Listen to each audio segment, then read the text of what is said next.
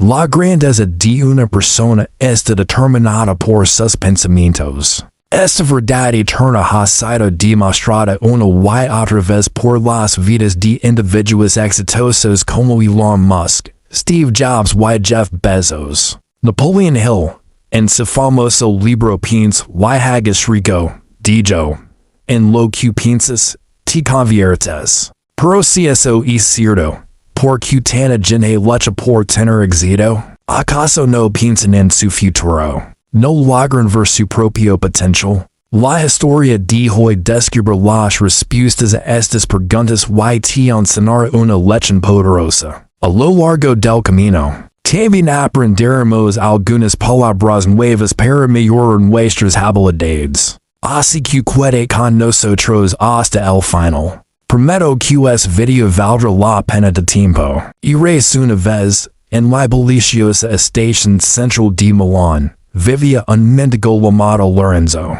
Todos los días, sobrevivía pidiendo limosna a los pasajeros mientras esperaban sus trenes. Un día, mientras pedía, notó un hombre de negocios bien vestido, llamado Alessandro, subiendo al andén. El verso costoso traje italiano y su postura segura. Lorenzo pensa, este hombre debe ser realmente rico. Si le pido dinero, seguramente me dará una cantidad generosa. Con esta esperanza, Lorenzo se acerca a Alessandro y extiende la mano. Pero en lugar de dar el dinero, el empresario lo mira y le preguntó, ¿siempre solo tomas de los demás? ¿Alguna vez has dado algo a alguien? Lorenzo se sobresaltó. Nunca antes había escuchado una pregunta así. Confundido, respondió, seguro, solo soy un mendigo. Sobrevivo pidiendo limosna. No tengo nada que dar a nadie.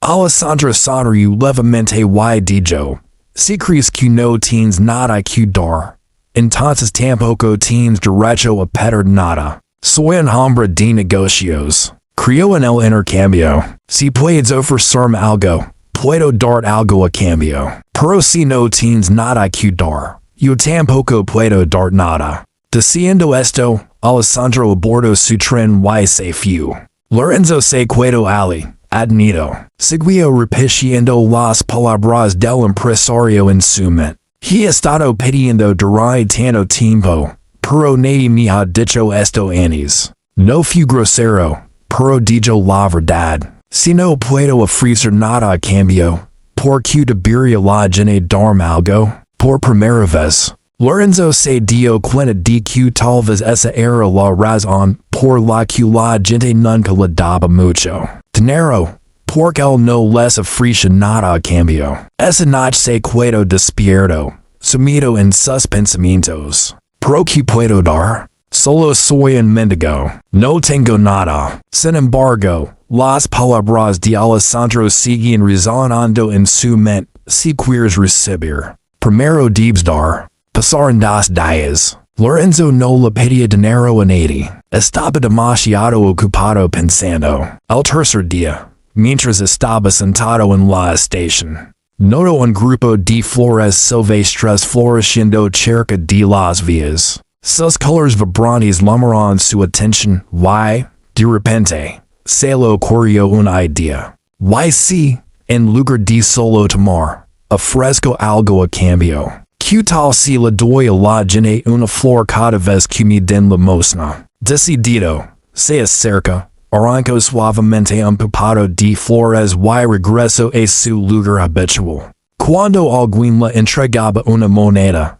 él sonreía y les ofrecía una flor a cambio. Sorprendentemente, la gente aceptaba las flores con alegría. Algunos incluso sonrían y le daban las gracias. A medida que pasaban los días, sucedía algo increíble. Más personas comenzaron a dar el dinero.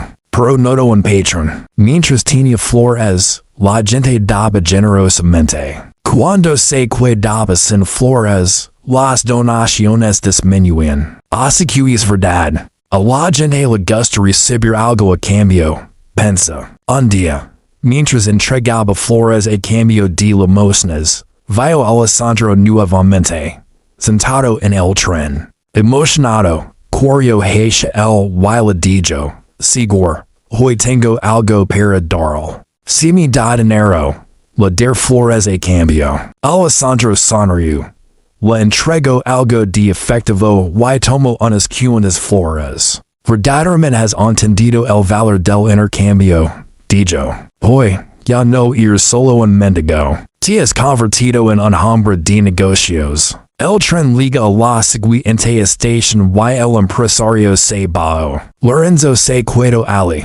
Vendolores. Sus palabras encendieron un nuevo pensamiento en su mente. Soy realmente un hombre de negocios ahora. Durante mucho tiempo, reflexionó sobre ello. Entonces, de repente, se dio cuenta de algo. Ahora conozco el secreto del éxito. No soy solo un mendigo, soy un comerciante. La gente no me da dinero por lástima. Están pagando por las flores que les doy. Esto significa que tengo un negocio. Emocionado, tomo una decisión audaz. Día, dijo la estación de tren y nunca regreso como mendigo. 6 meses después, en la misma estación de tren, dos hombres bien vestidos se encontraron. Intercambiaron un apretón de manos, pero uno de ellos tenía una mirada curiosa. Lo conozco, preguntó un hombre. El otro sonrió, y respondió,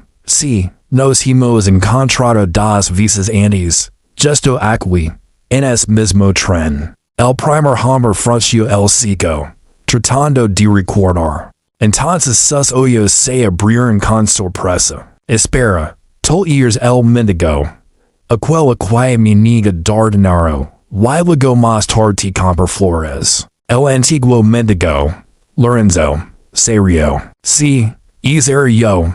Pero hoy ya no soy un mendigo. Diría un exitoso negocio de flores y estoy viajando para expandirlo a más. Alessandro estaba asombrado. Eso es increíble. ¿Qué cambió? El vendedor de flores sonrió. Usted me encebó una de las mayores verdades de la vida. Solo recibimos cuando damos. Día. Me di cuenta de que nunca fui realmente un mendigo. Fui un hombre de negocios todo el tiempo. Solo tenía que verme en mí mismo de esa manera. Los dos hombres se dieron la mano de nuevo. Ahora como iguales. Luego abordaron sus trenes dirigidos hacia sus respectivos futuros. Esta historia, en sencilla, nos revela una verdad profunda sobre la mentalidad y el éxito. Lorenzo no cambió sus circunstancias externas de la noche a la mañana. No ganó la lotería ni recibió una herencia inesperada. El cambio comenzó dentro de él. Su transformación no fue de mendigo a empresario, sino de una mentalidad de escasez a una de abundancia. Antes, se veía a sí mismo como alguien que no tenía nada que ofrecer. Alguien que solo podía recibir. Esta autopercepción era su verdadera prisión, mucho más que la pobreza misma. Las palabras de Alessandro actuaron como un catalizador. No le dieron dinero, pero le dieron algo mucho más valioso, una nueva perspectiva. La hicieron cuestionar su identidad.